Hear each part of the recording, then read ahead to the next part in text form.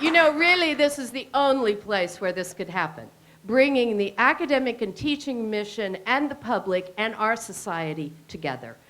So I welcome to our stage Mark Booth and James Turrell.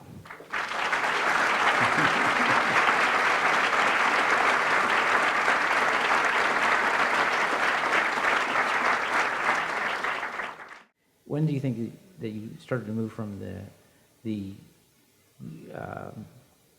artist who's creating these new ideas to being more established, or to more? Several weeks ago, I think. I mean, I'm one of those artists that keeps being rediscovered.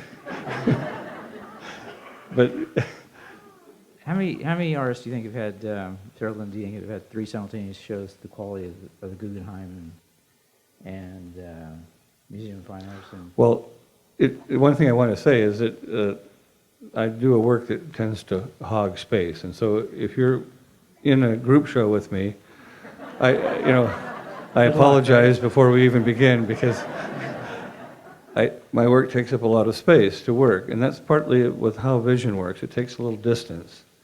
These earlier pieces you can get much closer to, but later it required much more space, and so, I'm representing. There are 23 works in these 3 shows, large works.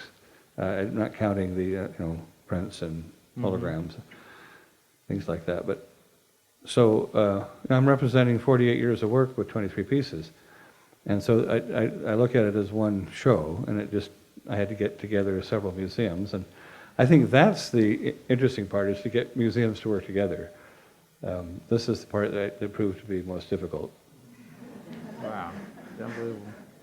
When you think about your biggest influences today, what would you say is your what's motivating you now? What are your inspirations? Well, we've talked about this before too. I'm inspired by people who have ideas and then put them into reality in some way. I mean, I had a plethora of great ideas when I was young, and a paucity of possibilities of making them come true. This is the hardest thing, to kind of figure out how to do that. Mm-hmm. And I think that that's true with everyone in all walks of life. With you, your brother, you actually can have these ideas, but you actually have to have the will to push it through, and perseverance, and even persistence to make it happen.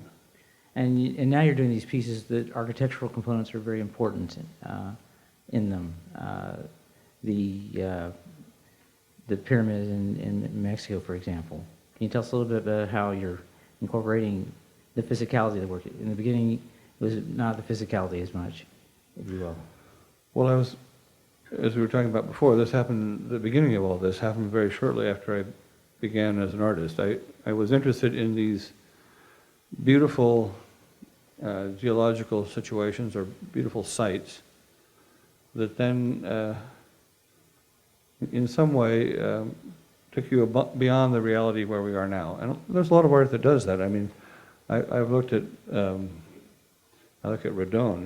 There's if there ever was a mystic artist, there's an artist that's out on the edge.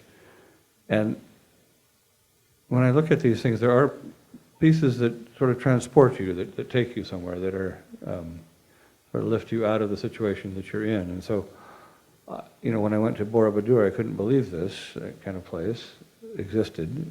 Someone had made this. Also in Pagan, in Machu Picchu, was an amazing sight when you go there. It's just breathtaking. And going to Old Sarum, even more than Stonehenge. Old Sarum was quite an amazing sight. It was very much like the crater.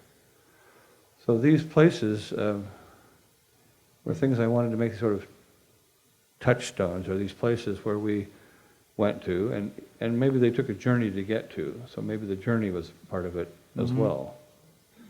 And that was very interesting to me, and in some way I sort of used art and art collecting and art exhibitions and museums to support this kind of activity.